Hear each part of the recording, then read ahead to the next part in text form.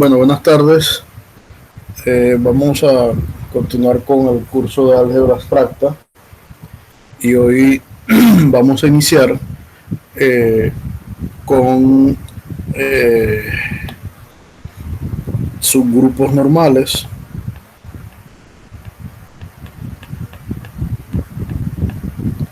y grupos cocientes.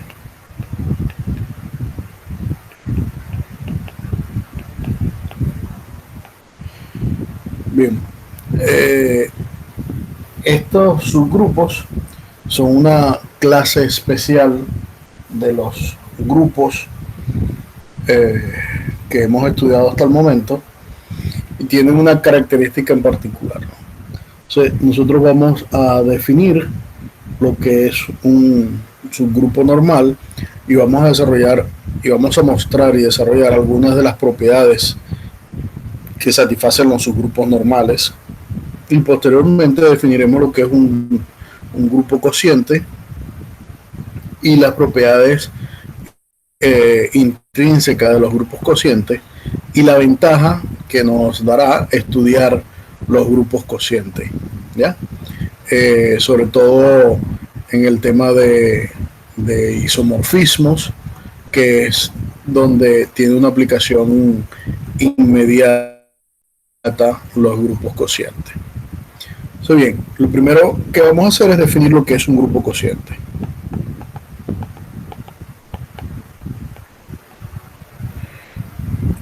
Diremos que un subgrupo n de un grupo G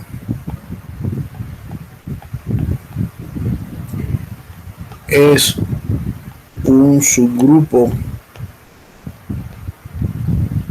normal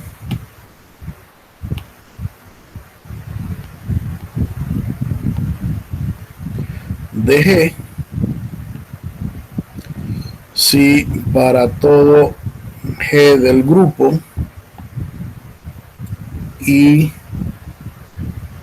para todo elemento del subgrupo n,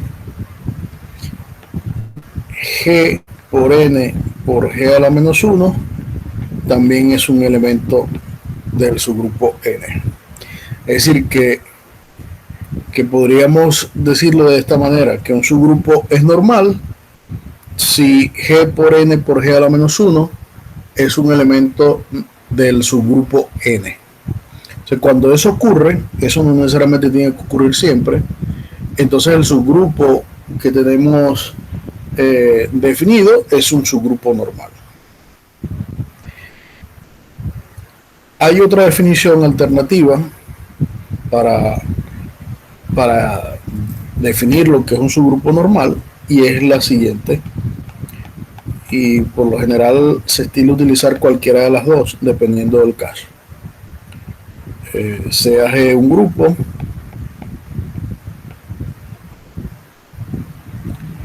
y n un subgrupo de G, diremos que n es normal en G si para todo elemento del grupo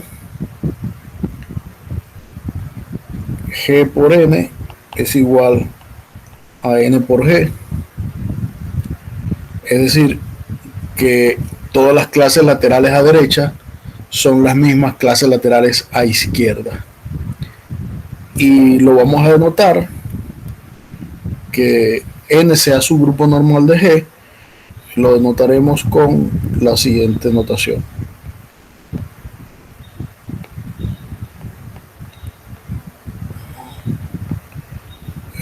Déjame hacerlo bien. Es como especie de un triángulo sin llegar a ser un triángulo como tal.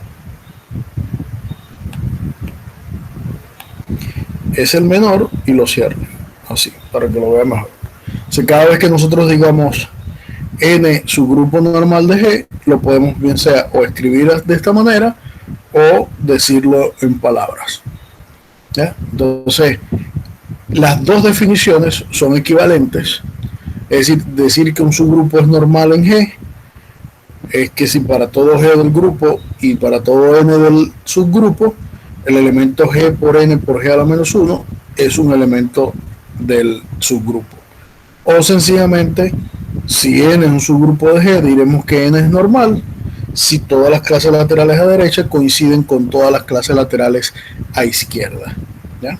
Entonces, cualquier definición de las dos definiciones es una definición alternativa para definir lo que es un subgrupo normal. Es natural que si yo tengo un grupo que satisface esas propiedades, una pregunta sería preguntarse si él es un subgrupo, ¿ya? Y entonces eso es la siguiente proposición que no voy a demostrar, pero que queda como ejercicio, ya que es verificar las propiedades. O sea, si yo tengo un conjunto y tengo G un grupo, verificar las propiedades cuando se satisface que ese es un subgrupo. Es decir, sea G un grupo, si H es un subgrupo de G, entonces H es normal en G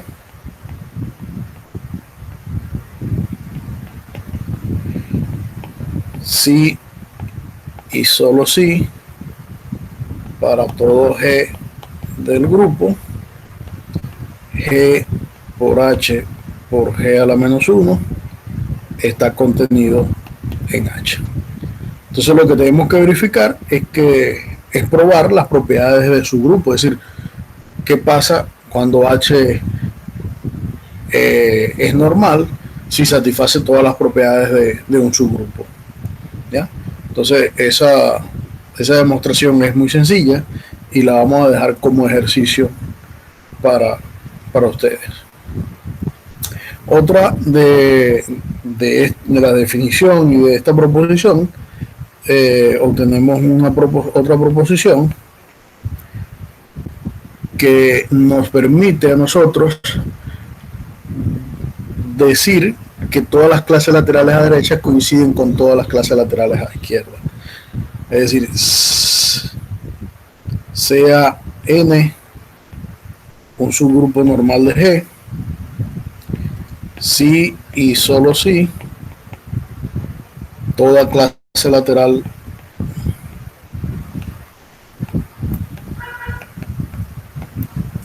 izquierda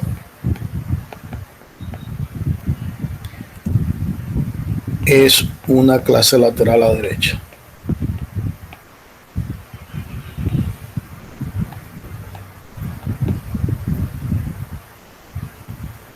¿Ya? Bien.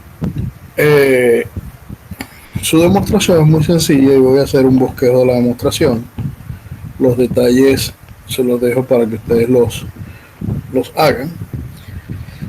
Como es un sí solo sí, yo tengo que probar dos implicaciones. Tengo que probar la implicación a la derecha, es decir, que si es normal, entonces las clases laterales coinciden, y la implicación hacia la izquierda, que si las clases laterales coinciden, entonces es normal. Pero son muy sencillas. Fíjense. Probemos la primera implicación a la derecha. Es decir, nuestra hipótesis, por decirlo de alguna manera, es que N es normal en G. Lo que tenemos que probar es que las clases laterales coinciden.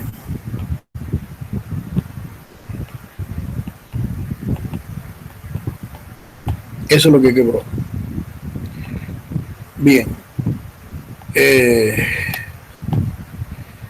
¿Cómo comenzamos? Bueno, sea G un elemento del grupo G.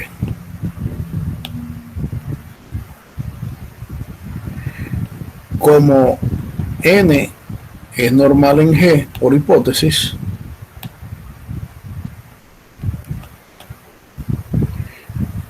entonces se satisface por la definición de su grupo normal que G por N por G a la menos 1 es N, porque G es normal. ¿Ya? Ahora, multiplicando a la derecha por G, porque G es un grupo, yo puedo multiplicar a la derecha por G. ¿Qué me queda? Me va a quedar G por N por G a la menos 1 por G es igual a N por G. ¿Ya? Entonces, asociando de este lado, me queda G por N por G a la menos 1 por G igual a N por G, y G por G a la menos 1, como G es un grupo, eso es la identidad, me queda Gn es igual a NG.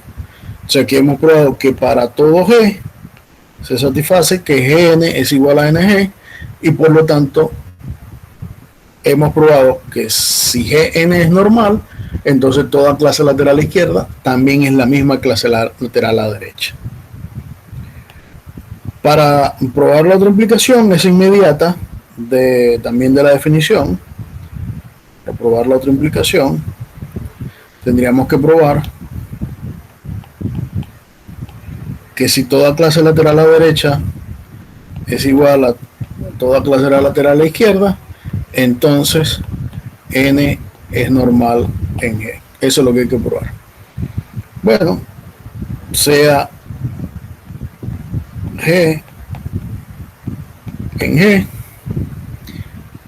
y si G es un elemento de G y además se satisface que Gn es igual a NG, ¿qué pasa si yo multiplico por G a la menos 1 a la derecha?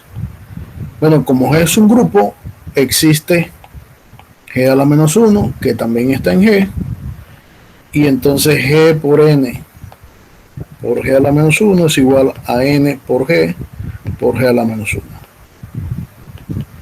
De aquí sale que G por N por G a la menos 1 es igual a G por G a la menos 1, que es la identidad, y esto es N. Pero esta es la definición de que es un subgrupo normal. Por lo tanto, N es un subgrupo normal de G y se satisfacen entonces las dos implicaciones. El sí, solo sí, se satisface. Por lo tanto, si cada vez que yo tenga G un grupo, toda clase lateral a la derecha coincide con toda clase lateral a izquierda. Es decir, si el subgrupo es normal. Bien. Otro de los resultados que son importantes en esta teoría es el producto de clases laterales. Es decir, el producto de clases laterales a izquierda es una nueva clase lateral a izquierda, y el producto de clases laterales a derecha es una nueva clase lateral a derecha. Que está en el siguiente lema. Dice, sea G un grupo y N un subgrupo normal de G, sí, solo sí,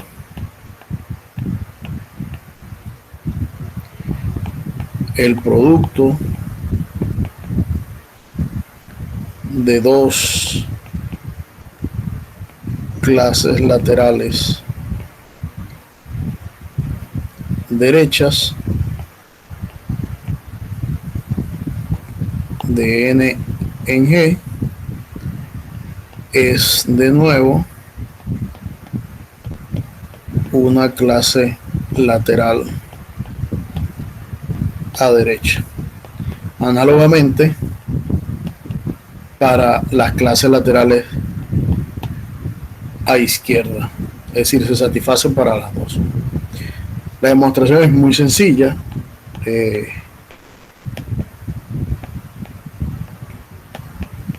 Y la podemos hacer de la siguiente manera. Bueno, sean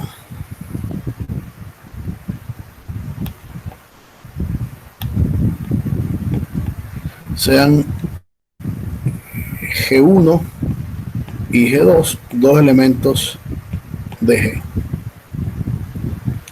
y construyamos la clase lateral a derecha de G1, es decir, NG1 y NG2. Ellas son dos clases laterales a derecha. Lo que tenemos que ver es que el producto de ellas también es una nueva clase lateral a derecha. Entonces, ¿qué pasa con NG1 por NG2? Bueno, por el lema anterior, nosotros acabamos de demostrar que toda clase lateral a derecha es también la misma clase lateral a izquierda. Entonces, por lo tanto, NG1, yo puedo sustituir esto por G2N, porque toda clase lateral a derecha, si el lema anterior dice que G por N es N por G, ¿ya?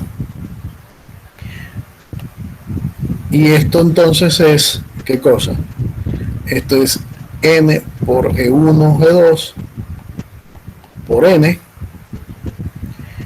y vuelvo a aplicar el teorema anterior y me queda que esto es N G1, G2 y N por N es N. Se me queda N G1, G2, es decir, una nueva clase lateral a la derecha. Entonces, por lo tanto, el producto de dos clases laterales a la derecha es una nueva clase lateral a la derecha, y entonces hemos demostrado el lema ese que está allí. Es decir, que si yo tengo dos clases laterales a derecha, el resultado de multiplicar dos clases laterales a derecha es una nueva clase lateral a derecha. Y análogamente, si tengo dos clases laterales a izquierda, el resultado es también una nueva clase lateral a izquierda. Ahora bien, hemos visto ya cómo las clases laterales forman dentro de los grupos una serie de conjuntos con propiedades que son interesantes de estudiar. Es decir, que nosotros podríamos estudiar qué pasa si agarramos y construimos un conjunto. Vamos a llamarlo C. Este conjunto es el conjunto de todas las clases laterales.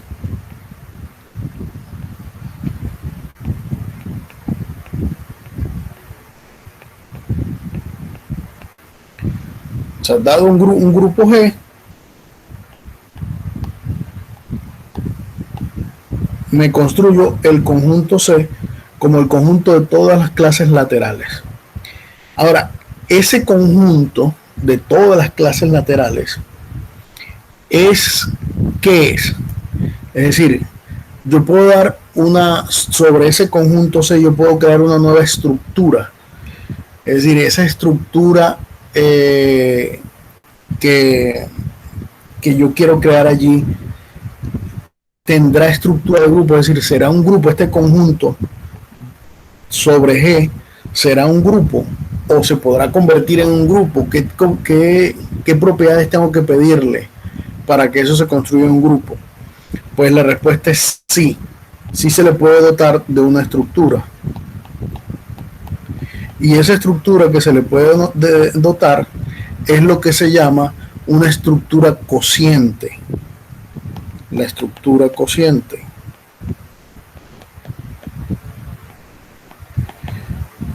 ¿Ya?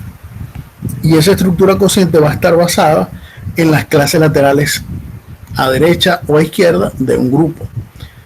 Entonces, nosotros vamos a definir esa estructura cociente, es decir, vamos a tratar de verificar que un conjunto C de esa forma se le llama un grupo también.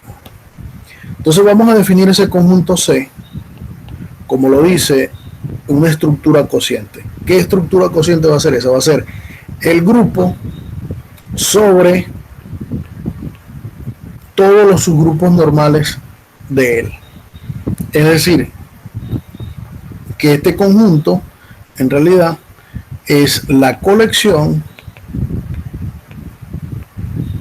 de todas las clases laterales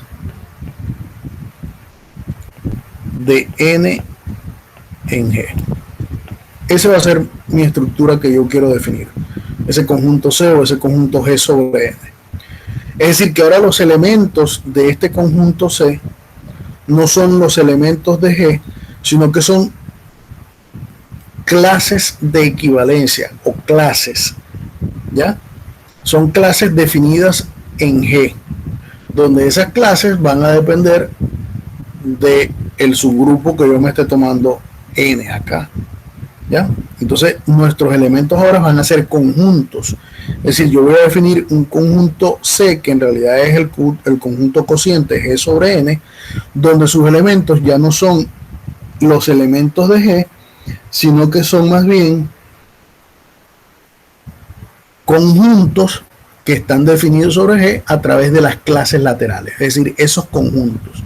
Nuestro nuevo conjunto o nuestro nuevo grupo va a ser un grupo que sus elementos son conjuntos y no son cualquier conjunto, sencillamente son las clases laterales sobre G para cada elemento de G. Entonces vamos a verificar que este nuevo conjunto G sobre N satisface las propiedades de un grupo, ¿ya? Entonces, ¿cuáles serían las propiedades que debe satisfacer de un grupo? Que es cerrado, ¿verdad? La primera propiedad es que sea cerrado. ¿Y qué significa sea cerrado? Que si yo tomo dos elementos sobre el grupo, el resultado también es un elemento del grupo. Entonces, bueno, sean X y Y que pertenecen a G sobre N, es decir, al conjunto de la estructura cociente que estamos definiendo. Como ellos pertenecen a G sobre N y G sobre N consta de todas las clases laterales a izquierda y a derecha, o en este caso las clases laterales de G en N, entonces X se puede escribir como NA y Y se puede escribir como NB para algún A y B que están en el grupo, ¿ya? ¿Por qué? Porque los elementos de G sobre N son clases laterales a derecha de G sobre N. Entonces, me interesa saber qué pasa si yo multiplico X por Y. Bueno, si multiplico X por Y, eso es NA por NB, el producto de dos clases laterales, pero nosotros acabamos de probar que el producto de dos clases laterales es una nueva clase lateral, que es la clase lateral ANAB, y como esto es una clase lateral sobre N, entonces esto pertenece a G sobre N.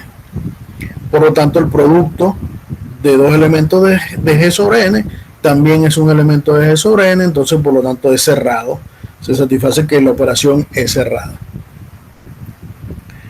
La otra propiedad que debe satisfacer es que sea asociativo. ¿Y qué significa que sea asociativo? Que si yo tengo tres elementos, X, Y y Z, que están en G sobre N, entonces se debe satisfacer la propiedad asociativa. Como X, Y y Z están en G sobre N, X se puede escribir como NA, Y se puede escribir como NB y Z se puede escribir como NC para A, B y C que pertenecen al grupo, por definición de clase lateral. Entonces, ¿qué pasa con el producto X por Y y luego por Z? Bueno, yo tengo que ver que eso es X por Y por Z.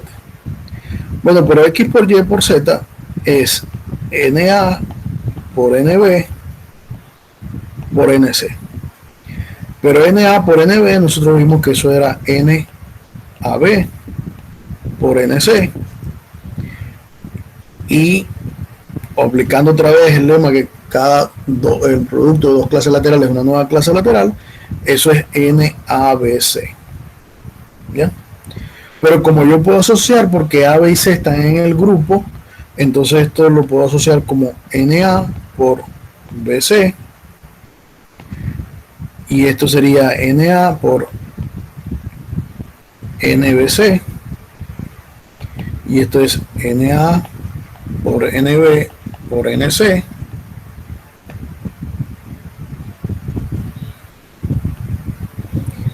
y esto sencillamente es X por Y por Z.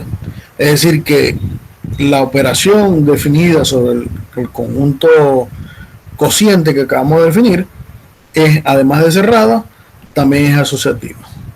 Se basta verificar ahora que tiene un elemento neutro y que tiene un inverso. Vamos a probar que tiene elemento neutro y inverso.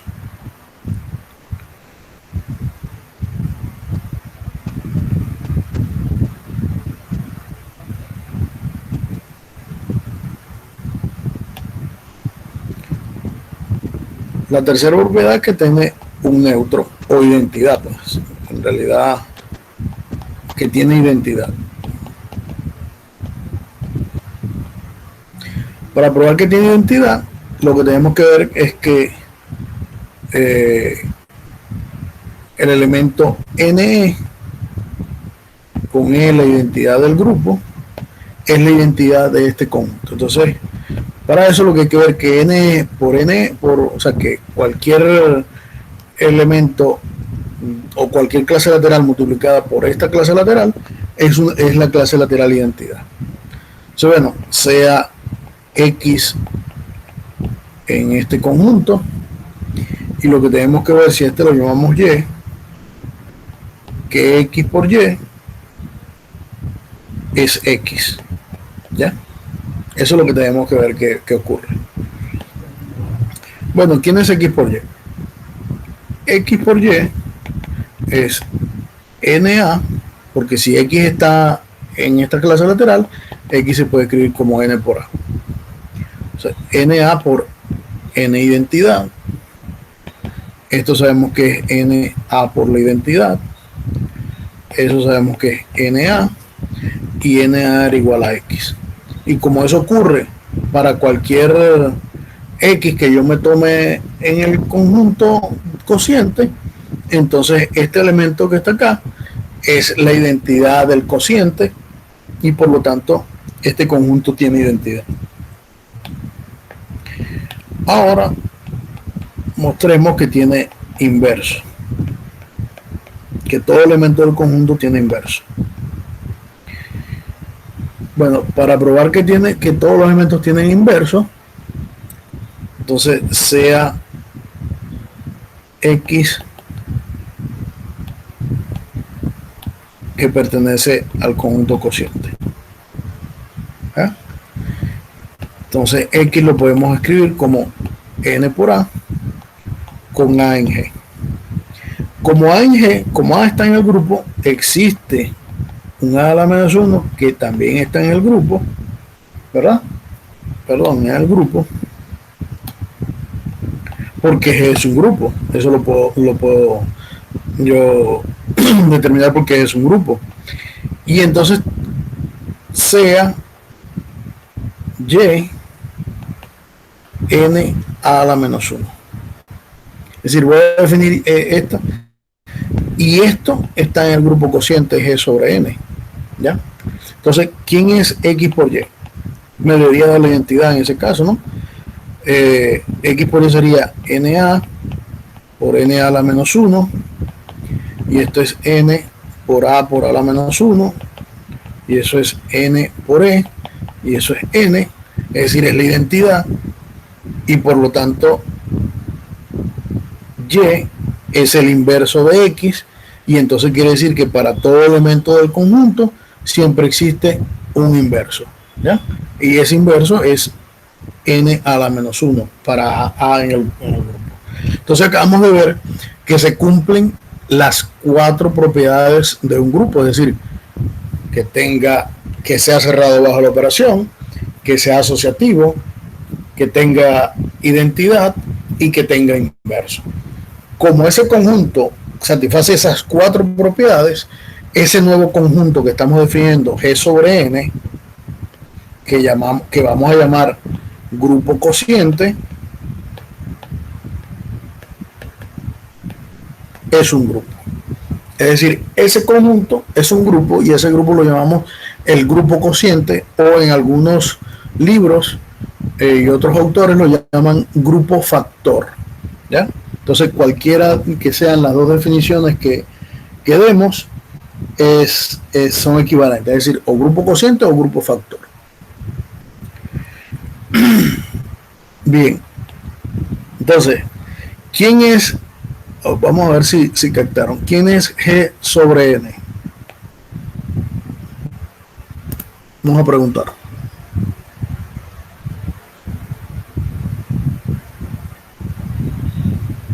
¿Quién es G sobre N?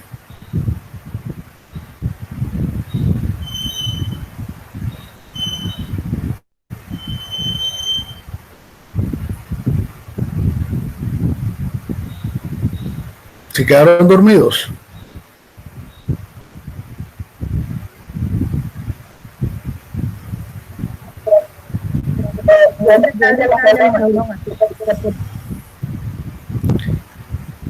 ¿Quién es el conjunto G sobre N?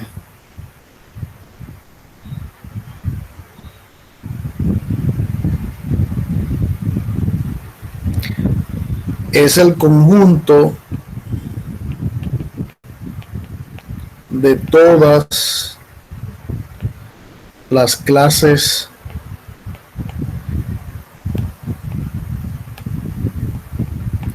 laterales a derecha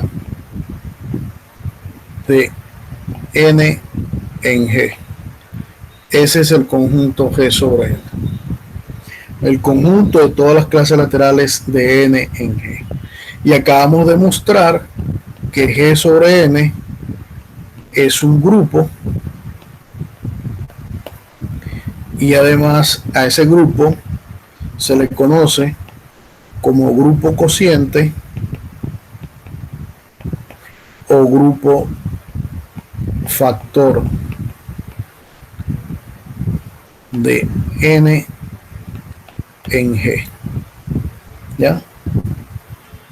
Eso es lo que es ese conjunto G sobre N. Es un grupo que vamos a llamar el grupo cociente, y que los elementos, si X es un elemento de G sobre N, él sencillamente es una clase lateral de N en G con A un elemento del grupo. Ese es el conjunto G sobre N. Bien, entonces este conjunto va a tener diferentes propiedades de acuerdo a su característica. Por ejemplo, si G es un grupo finito,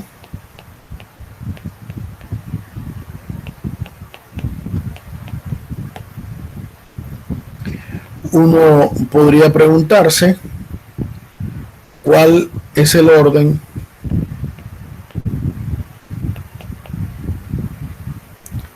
del conjunto G sobre N. Es decir, ¿cuántos elementos tiene G sobre N? ¿Cuántas clases laterales tiene G sobre N? Entonces la respuesta la da el teorema de Lagrange, que ya lo vimos, que decía que cuando G era un grupo finito, uno podía tener el índice de G en N, ¿ya? Y el índice de G en N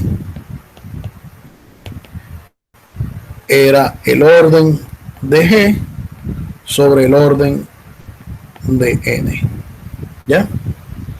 Entonces, la pregunta que nos hacemos, ¿cuál es el orden del grupo cociente?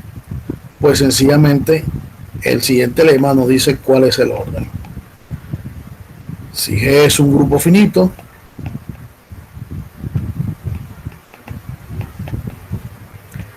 y N es un subgrupo normal de G, entonces el orden del grupo cociente G sobre N es sencillamente el orden de G dividido por el orden de N. Es decir, que cada vez que yo tengo un grupo finito, sencillamente el orden del grupo cociente definido sobre G es sencillamente el orden de G sobre el orden del grupo normal de G.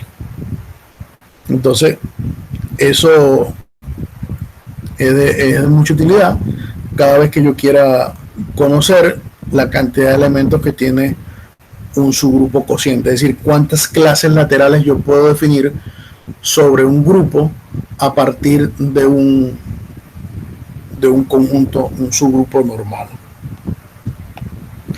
Bien. Ahora, nosotros nos interesa estudiar estructuras de grupos que sean similares. Es decir, la pregunta que uno se podría hacer es que, bueno, cada vez que a mí se me presente un conjunto con elementos, yo tengo que verificar que eso es un grupo. Es decir, y tengo que verificar todas las propiedades que satisfacen un grupo. Es decir, no hay grupos que sean similares sin que sus elementos se llamen iguales. Pues la respuesta es que no hay que hacer eso, y para eso se estudian las estructuras algebraicas de forma general, pero puede ser que nos consigamos con estructuras algebraicas que sean similares, y entonces ya no hace falta estudiarlas todas, sino que estudio una sola, y todas las que sean similares a ella, sencillamente no las estudio, porque ya yo estudié las que son similares. Y para eso entonces necesitamos en algún momento estudiar lo que se llaman los teoremas de isomorfismos, ¿ya? Que son 3 teoremas de isomorfismo. Pero para poder estudiar los teoremas de isomorfismo tenemos que empezar a estudiar funciones que me preserven de alguna manera estructuras. Cuando yo llamo estructura, hablo de la estructura de grupo, la estructura de grupo abeliano, la estructura de grupos normales, de grupos cocientes, etcétera, etcétera, etcétera. Entonces, entra en juego un concepto muy importante, que es el de homomorfismo. ¿Bien?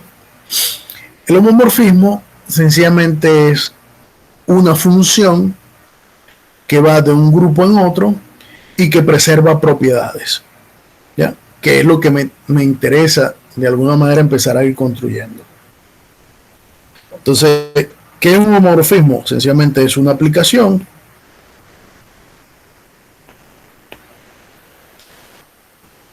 phi definida de un grupo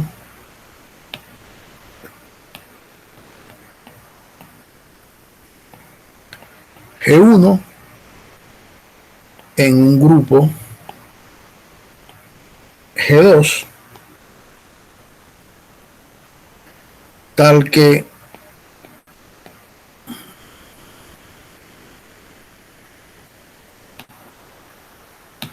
para cada A y B en el grupo G1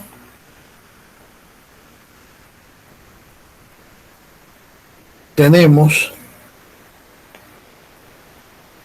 que phi de A por B es igual a phi de A por phi de B. O sea, un homomorfismo es sencillamente una aplicación que satisface eso, es decir, que sea multiplicativa o que preserve la propiedad. Es decir, sobre G1 nosotros sabemos que está definida una operación, y sobre G2 posiblemente esté definida otra operación distinta a la de G1, llamémosla asterisco, ¿ya? Entonces, lo que dice que es un homomorfismo en sí es una función que va del grupo G1, es decir, de G1 con la operación asterisco, en G2 con la operación asterisco prima. ¿Y qué satisface? Que cuando toma dos elementos en G1, es decir, y los opera, y le aplico después la función, eso va a parar en un elemento de G2 con la nueva operación. ¿Ya? Yo en la definición estoy omitiendo las operaciones porque ya nosotros dijimos que íbamos a omitir la operación, pero básicamente lo que hace esa definición, la traducción, sería esto que está acá. Eso es lo que hace el homomorfismo. Es decir, lleva estructuras algebraicas en otras estructuras algebraicas, preservando las propiedades a través de la operación. ¿Ya? Por ejemplo, vamos a ver algunos ejemplos de homomorfismo. Sea G un grupo, cualquiera. El homomorfismo más sencillo es el homomorfismo trivial. ¿Quién es el homomorfismo trivial? Es un homomorfismo que va de G en el mismo grupo G, ¿ya? Y lo que hace es que a cualquier elemento de X, cuando le aplico phi, me lo lleva en la identidad. Ese es un homomorfismo y el homomorfismo trivial. Para verificar que es un homomorfismo, lo que tenemos que ver es que si tomamos X y Y, voy a cambiar nombre acá. Si tomamos A y B en G, para ver que es un homomorfismo es que phi de A por B es phi de A por phi de B. Eso es lo que tenemos que ver. Bueno, ¿quién es phi de A por B?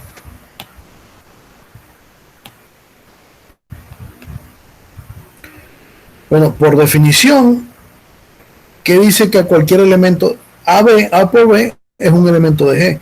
¿Qué le hace a todos los elementos de E? ¿A dónde los envía? Los envía a la identidad. Y la identidad se puede escribir como la identidad por la identidad. Y como todos los elementos de G los envía en la identidad, esto es phi de A, que es la identidad, por phi de B, que también es la identidad. ¿Ya? Y entonces aquí hemos probado que phi es un homomorfismo, ¿ya?, de G en G. Y pueden definir otro, ¿ya? Supongamos este homomorfismo de G en G y que sea que a cada X lo deje en X. Es decir, que cuando ustedes le aplican sí a X, lo deja fijo. Para probar que es un homomorfismo, lo que hay que ver es que sí de A por B, ¿quién es? Bueno, si de A por B, como a todos los X los deja fijos, eso es A por B.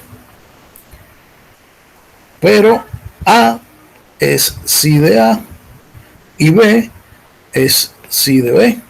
Por lo tanto, también es un homomorfismo porque cumple la propiedad de que para que sea un homomorfismo, el phi de A por B es phi de A por phi de B. ¿Ya? Ahora vamos a ver uno más sencillito para que ustedes lo entiendan. Tomen el grupo G1 como los reales con la operación de suma usual. Y tomen G2 el grupo formado por los reales menos el 0, y aquí voy a cambiar la operación. Aquí voy a poner que la operación va a ser el producto. ¿Ya? Tengo G1 y G2 definidas de esa forma. Y voy a definir el homomorfismo phi, que va de G1 en G2, que a cada elemento de G1 lo envía en 2 a la X. Eso lo que quiere decir es que phi de X es 2 a la X. Muy bien. Sean A y B que están en G1. ¿Qué operación está definida en G1? La suma. Entonces, si yo quiero operar con A y B, tengo que sumar A más B. ¿Cierto? ¿Y qué operación está definida en G2?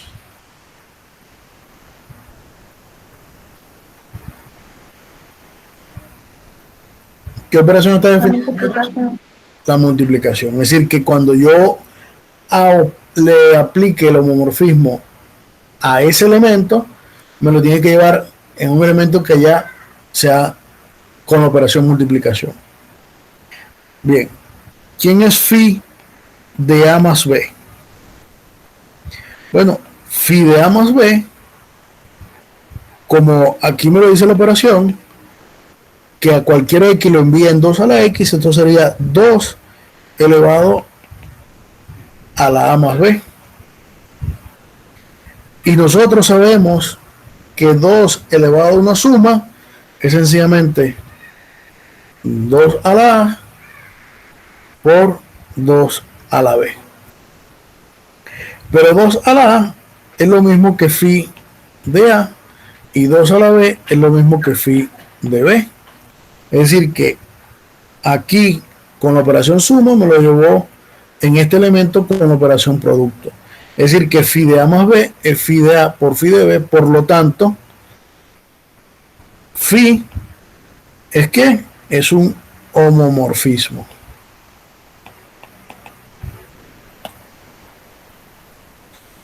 ¿Se entiende eso? Entendido. Juan, ¿se entiende? Yo he tenido problemas con el internet, maestro. Yo voy a tener que ver el video completo de nuevo, pero no se preocupe. ¿Pero entendiste este ejemplo? Ah, no, claro, sí, sí. Ah, ok. Daliandris, Otoniel, Arni, Liliana. Maestra.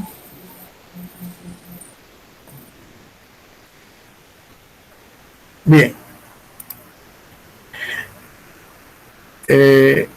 Ahora, los homomorfismos, como lo hemos dicho, preservan operaciones del grupo. Entonces, si preservan operaciones y como es un grupo, tienen que preservar qué cosa? Todas las operaciones del grupo que hemos definido. Es decir,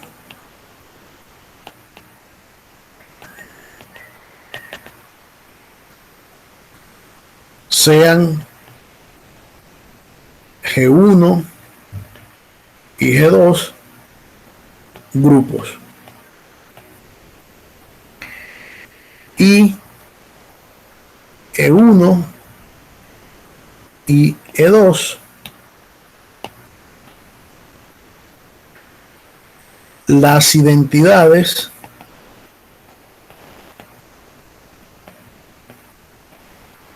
de G1 y G2 respectivamente. Es decir, E1 es la identidad del grupo 1 y E2 es la identidad del grupo 2. Y definamos el homomorfismo phi que va de G1 en G2. Entonces, se satisface las siguientes propiedades.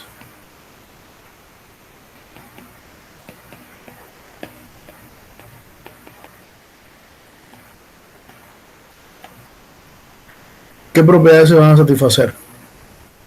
Primera propiedad. Que phi, cuando se lo aplico la identidad del grupo 1, tiene que ir a parar en la identidad del grupo 2. Es decir, que phi de E1 tiene que ser E2. Segunda propiedad. Que phi del inverso de cualquier elemento del grupo G1 tiene que ser el inverso de phi de X.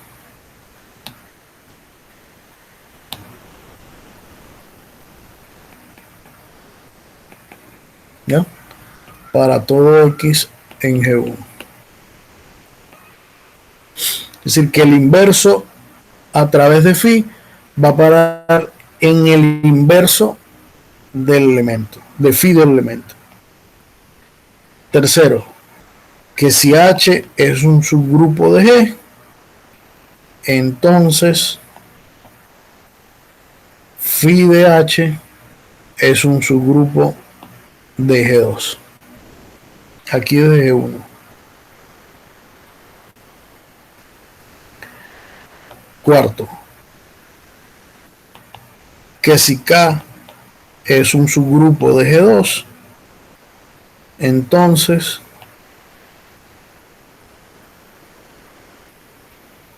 phi a la menos 1 de K es un subgrupo de G1. Y por último, que si H es el conjunto definido como todos los X que están en G1, tales que phi de X es igual a E2, entonces H es un subgrupo normal de G1. Para la demostración de estas 5 propiedades, deben utilizar sencillamente las definiciones que hemos visto hasta ahora de grupo, de subgrupo normal, de homomorfismo y evidentemente que cumplan todos los requisitos que se piden en esas definiciones. La demostración no la voy a hacer, yo se la voy a dejar más bien como ustedes como ejercicio, que la hagan. Es de verdad que es muy sencilla, tienen que solamente pensar un poco y tratar de ver de qué manera la pueden asociar con las definiciones. Pero es muy sencilla, no abarca más de dos o tres líneas por cada una de los ítems que están allí. Bien.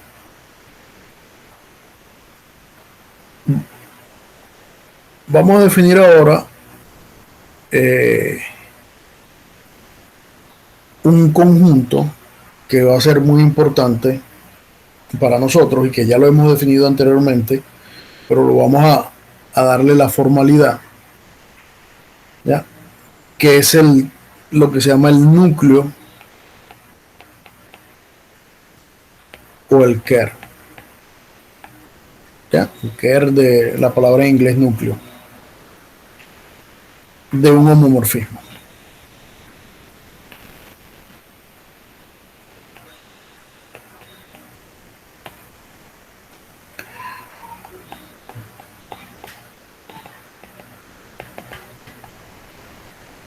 Sea phi un homomorfismo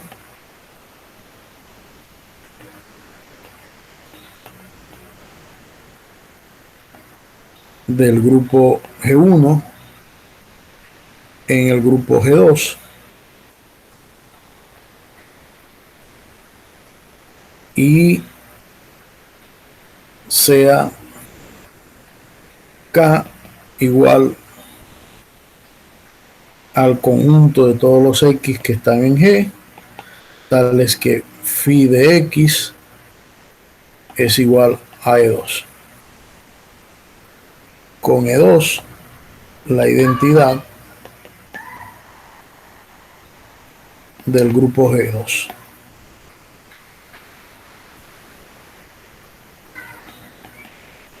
Al conjunto K se le llama el núcleo de phi y se denota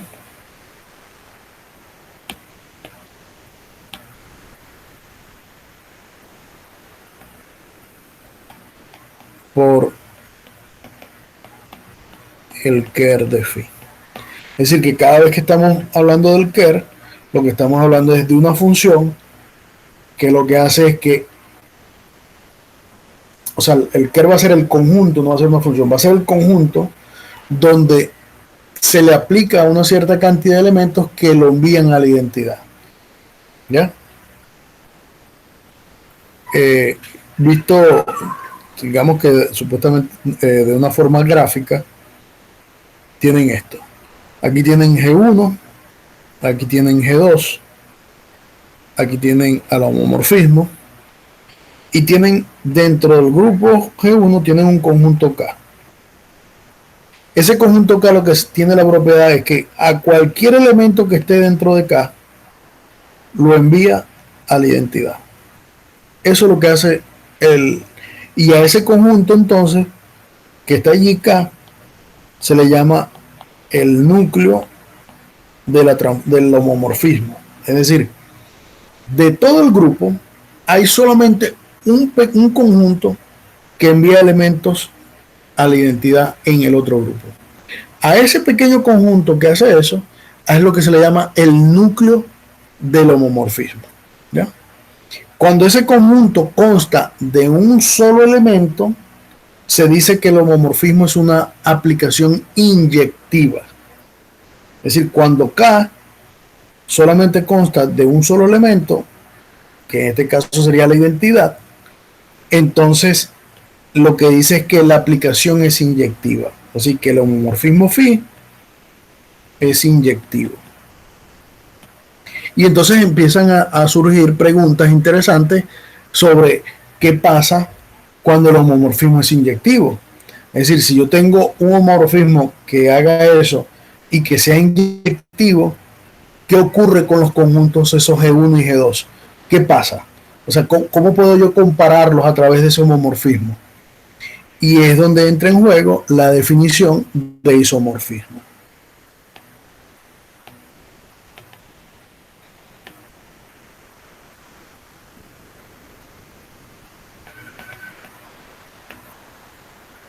Es decir, si yo tengo phi, un homomorfismo de G1 en G2, diremos que phi es un isomorfismo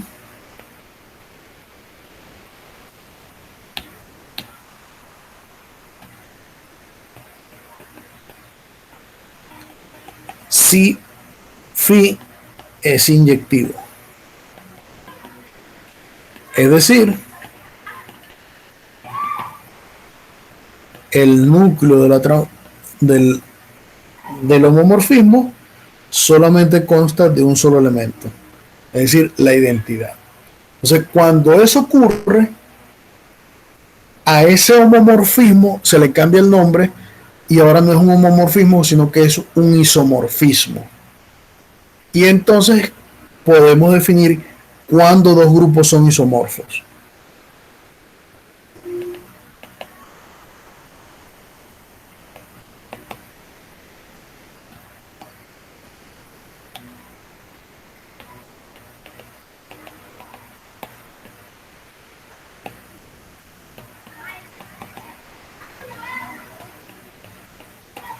Entonces, dos grupos,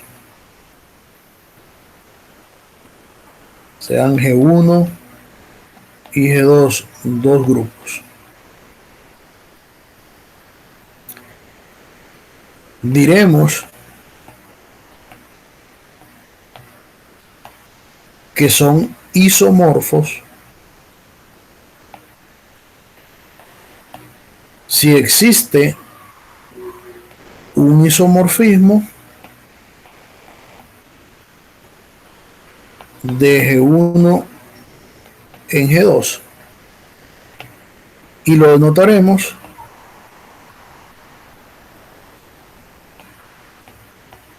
por G1, G2, G1 isomorfo a G2. Es decir, tengo un homomorfismo de G1 en G2. Si ese homomorfismo, su núcleo solamente es el elemento de identidad, ese homomorfismo entonces se transforma en un isomorfismo y por lo tanto el grupo G1 es isomorfo al grupo G2. Y que sean isomorfos lo que quiere decir es que tienen la misma estructura, ¿ya? Que son similares. Entonces, allí es donde entra el juego estudiar solamente a esos grupos que tengan una sola estructura, ¿ya? No estudiar todos los grupos. Ahora, la relación de isomorfismo es una relación de equivalencia. ¿Para qué me sirve que sea una relación de equivalencia? Me sirve porque si yo tengo tres grupos donde G1 es isomorfo a G2 y G2 es isomorfo a G3, entonces diremos que G1 es isomorfo a G3. Además, que nos dice que si G1 es isomorfo a G2, entonces G2 también es isomorfo a G1.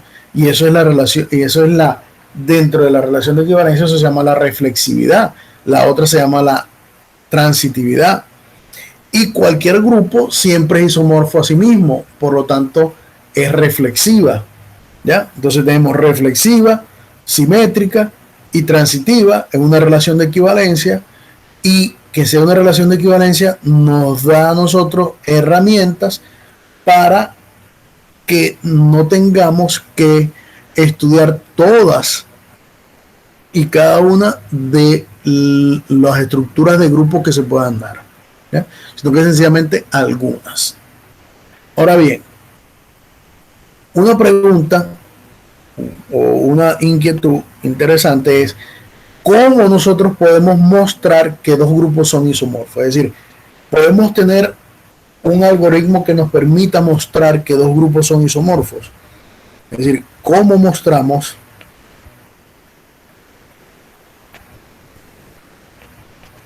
que dos grupos son isomorfos?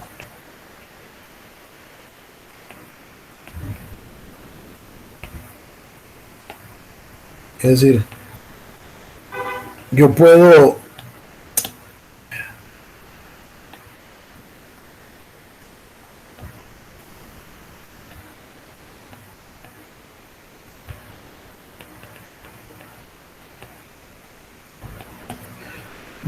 tener una técnica que me permita a mí demostrar cuando dos grupos son isomorfos.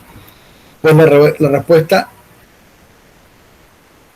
es parcial, ya que eso va a depender mucho de cómo estén definidos los isomorfismos, pero digamos que sí podemos establecer un algoritmo, ya, con pasos. O sea, para mostrar que dos grupos son isomorfos debe cumplir 4 pasos.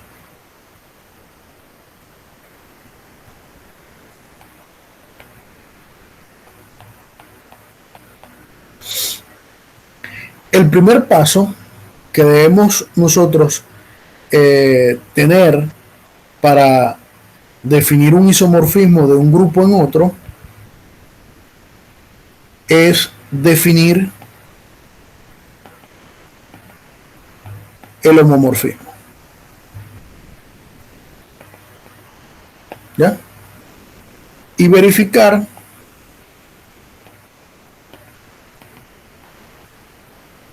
que sea inyectivo. Es decir, primero definimos el homomorfismo de un grupo en otro y verificamos que él sea inyectivo. ¿Ya? Bueno, creo que es así, más bien. Porque si no voy a hacer 2 pasos en uno. Primero defino el homomorfismo, es decir, voy a definir phi de G1 en G2. Eso es lo primero. El segundo paso, comprobar que es inyectivo. Para probar que es inyectivo, lo que hay que ver es que el núcleo de ese homomorfismo es solamente el elemento identidad, consta de un solo elemento.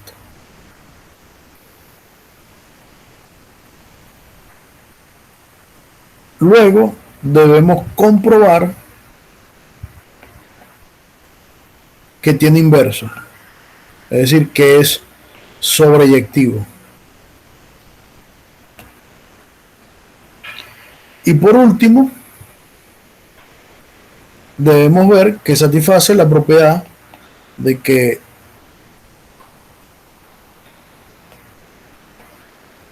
es multiplicativo. Es decir, que phi de x igual a phi de x por phi de y. ¿Ya? Eso es lo que, ese sería, digamos que, una forma para mostrar que un homomorfismo termina siendo un isomorfismo entre dos grupos. Entonces, veamos algunos ejemplos donde tengamos que hacer esto.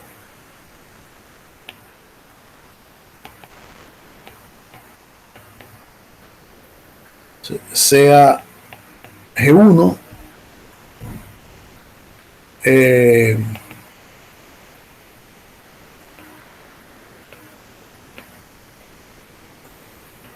este conjunto, los reales con la suma, ¿ya? Y sea G2,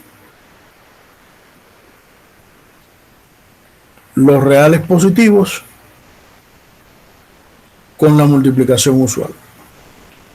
Vamos a ver que G1 y G2 son isomorfos.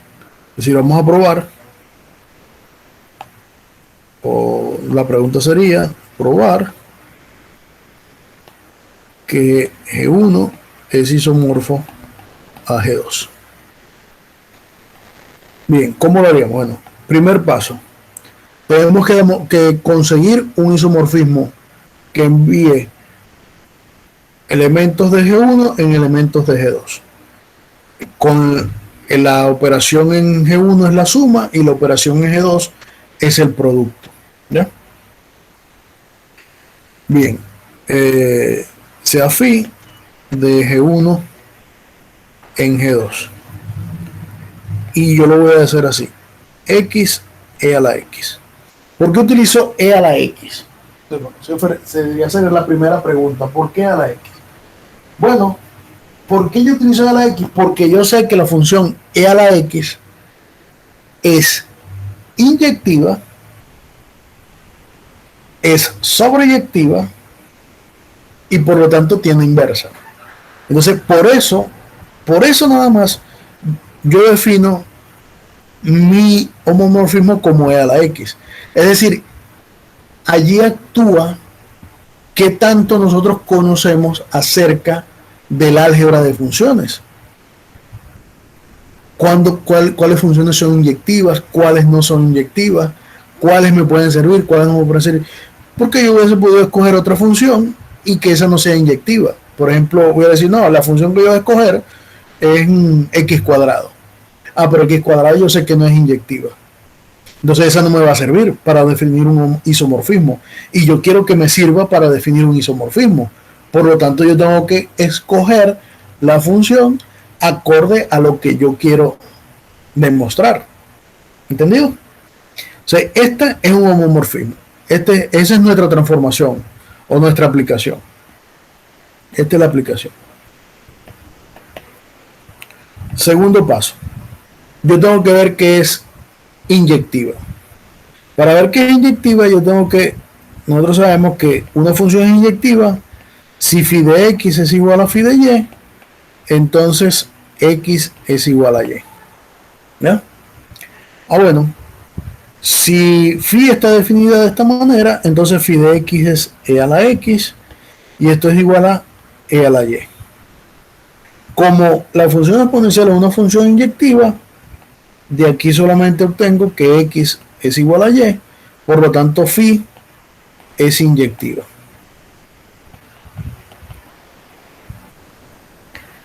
Tercer paso, tengo que probar que es sobre.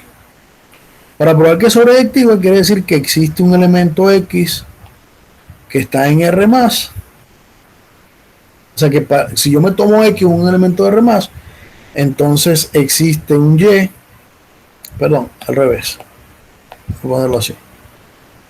Un y en R+, existe un x que está en R, tal que, en este caso phi de x es igual a y. Bueno, yo debería resolver esta ecuación. E a la x igual y. ¿Ya? Es decir, para hallar x. Pues, sencillamente, aplicando el logaritmo neperiano a ambos lados, ¿qué me queda?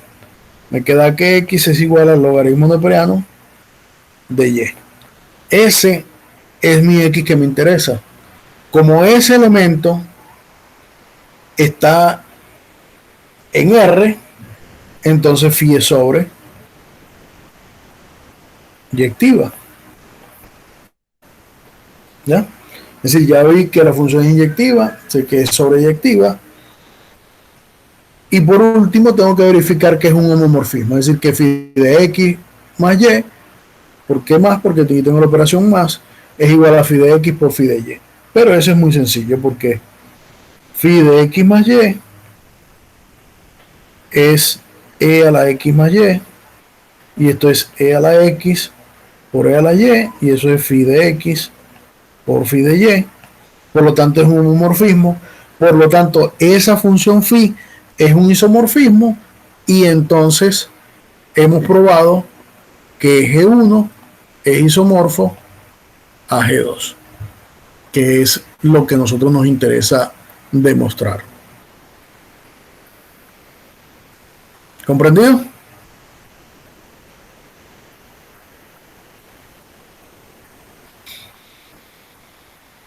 Bien.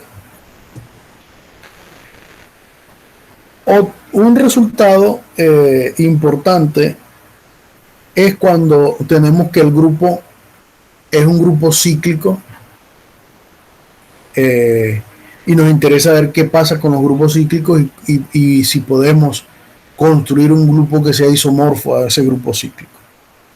Para eso tenemos el siguiente teorema.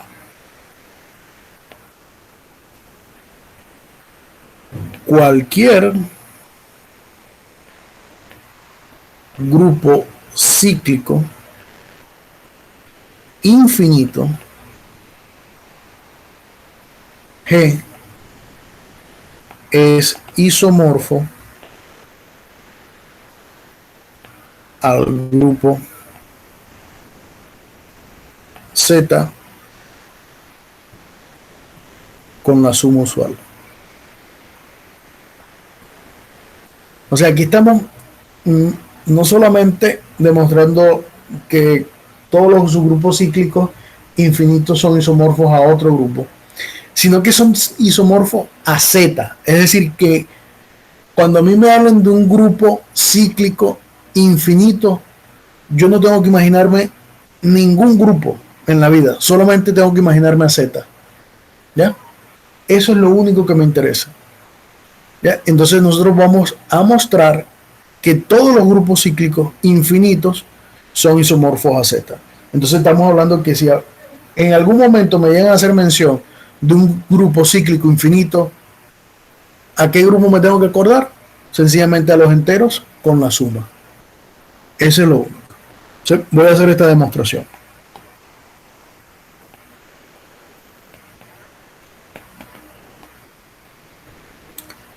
Bueno, como Z es un grupo cíclico isomorfo, un grupo cíclico infinito, entonces sea G un elemento de G. Como es cíclico y es infinito, quiere decir que el generado por G es todo el grupo. Es decir, que el grupo G, por definición del grupo cíclico, es todas las posibles potencias de G con n un entero. Ese es el grupo G. Ya sabemos quién es el grupo que vamos a estudiar. Ese grupo G. Ahora yo quiero probar que G, debemos probar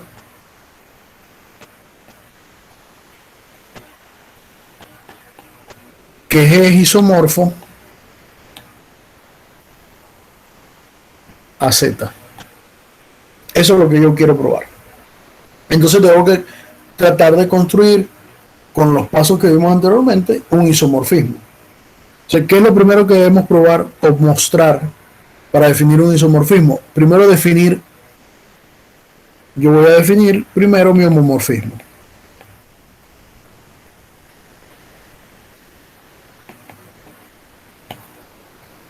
Es decir, yo voy a definir una phi que va de G en Z.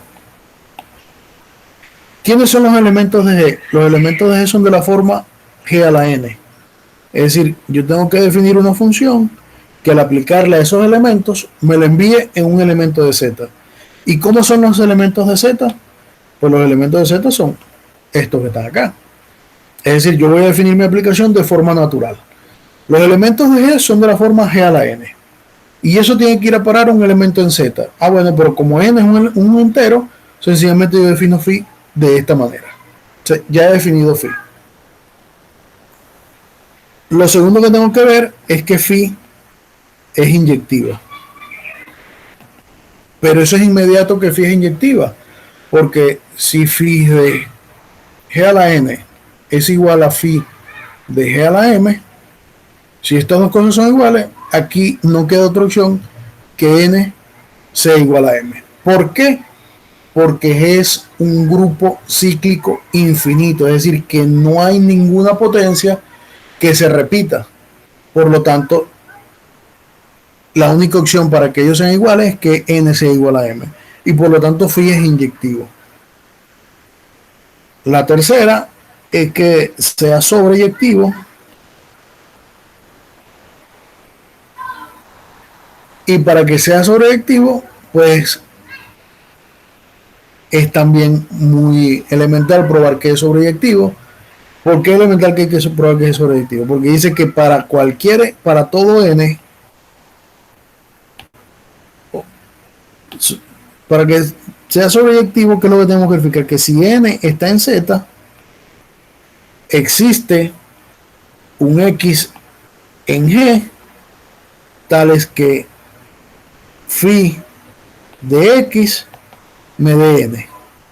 Pero los elementos de g, esos x que yo estoy buscando, son de la forma g sobre n.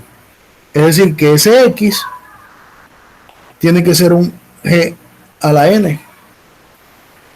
Y entonces, como ya yo estoy viendo que esos elementos están en g, entonces de aquí sale automáticamente que phi es sobreyectivo. Y por último, que debo verificar es que sea un homomorfismo. ¿Qué significa que sea un homomorfismo? Que si yo tengo phi de g a la n más m, bueno, en realidad que si tengo phi de g a la n por g a la m, eso es, ¿qué cosa? Bueno, esto es phi de g a la n más m, y esto es n más m, y esto es phi de n más phi de m. Es decir que aquí en el producto que está en g y la suma que está en z, entonces phi es un homomorfismo, se cumplen los 4 pasos que acabamos de decir para mostrar que es un homomorfismo. Por lo tanto, hemos probado que cualquier grupo cíclico G es isomorfo a Z. Entonces, cualquier grupo cíclico infinito que yo me dé, él es isomorfo a Z. Es decir, que el único grupo cíclico infinito que existe es Z. ¿Ya? ¿Por qué? Porque todos los demás son isomorfos a Z. Entonces ya no me interesa ninguno de los demás, me interesa solamente Z. O sea, grupo cíclico infinito, Z. Cualquier otro, isomorfo a Z. No importa cómo se llamen los elementos, es isomorfo a Z. Y eso es lo que interesa. ¿Ya? Fíjense. Nosotros estudiamos ya Z4. ¿Cierto? Ya sabemos quién es Z4 y todo. Y también conocemos a S6, ¿cierto? ¿Serán Z4 y S6 isomorfos? Es la pregunta. Bueno, la respuesta es no son isomorfos. ¿Por qué no son isomorfos Z4 y S6? ¿Cuántos elementos tiene Z4?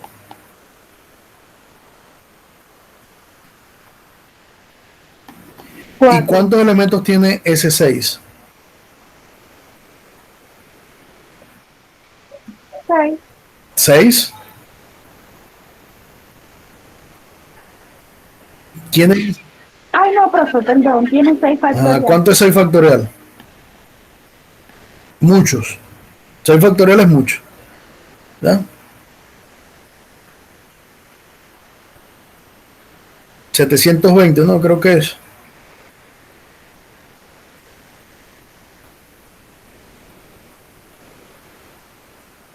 60, 720. Sí. Es decir, no puede existir un isomorfismo de un conjunto de 4 elementos en uno de 120 elementos que sea inyectivo, porque si es inyectivo es 1 a 1. Es decir, que un elemento de acá va para uno de acá, uno de acá va para uno de acá, uno de acá va para uno de acá, uno de acá va para uno de acá. Pero aquí se me acabaron los elementos y aquí todavía me quedan 716. Es decir, que no puede haber una función 1 a 1, ¿correcto? Entonces, por lo tanto, estos dos conjuntos no pueden ser isomorfos. ¿Entendido? Porque para que sean isomorfos, tienen que tener la misma estructura. Si tienen la misma estructura, tienen que tener los mismos elementos, que se les llaman de forma distinta, pero tienen que tener los mismos elementos. Entonces, eso es una forma de ver que Z4 no es isomorfo a Z6. ¿Ya? Bien. Bueno. Por hoy vamos a dejarlo hasta aquí. Ya lo que falta es el teorema de Cayley-Hamilton y los teoremas de isomorfismo que vamos a ver la próxima clase. ¿Ya? Ya con la próxima Profe, clase. tengo una pregunta. Dime. Dime.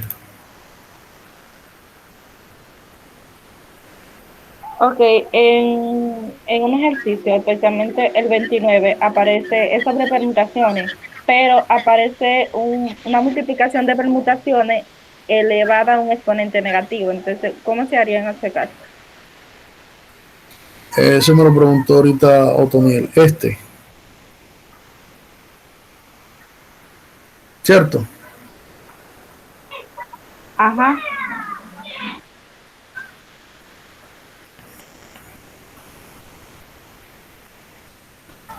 Eso.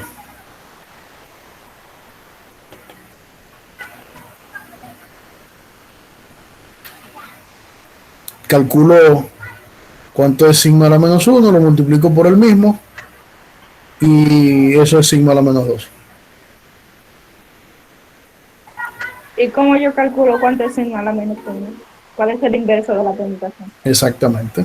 Calcula el inverso de la permutación y luego lo multiplica por sí misma la cantidad de veces, ¿no?, del exponente. Profesor, Porque ustedes saben que esto es sigma a la menos 1 al cuadrado. sí, pero yo no sé cómo calcular el inverso de una permutación. De la misma manera que eso se calcula el inverso de cualquiera. Si tú sabes quién es sigma, tú tienes que multiplicarla. Tú sabes quién es sigma. Tienes que multiplicarla por un elemento que te dé la identidad. ¿Cuál es la permutación de identidad? Supongamos que tienes 4 elementos. La que deja todos los elementos fijos. Bueno, entonces tienes que ver qué pasa con ese, qué pasa con sigma, por ejemplo, sigma x de 1 o x sigma de 1. ¿Qué pasa con eso? Dependiendo cómo sea sigma, ¿no? Y eso te va a decir hacia dónde va. Por ejemplo, suponte que sigma sea 1, 3, 2, 4, 3, 1, 4, 2. ¿Ya? Yo tengo que multiplicarla por una permutación. Podría llamarle 1, 2, 3, 4, X, Y, Z, W. ¿Ya? 1, 2, 3, 4, 3, 4, 1, 2. Que me dé como resultado la identidad. Al 1 le manda el 3 y al 3 ¿a dónde lo tiene que mandar? Para que me dé la identidad. Si el 1 lo manda al 3 al 3, entonces ya sabes que Z vale 3.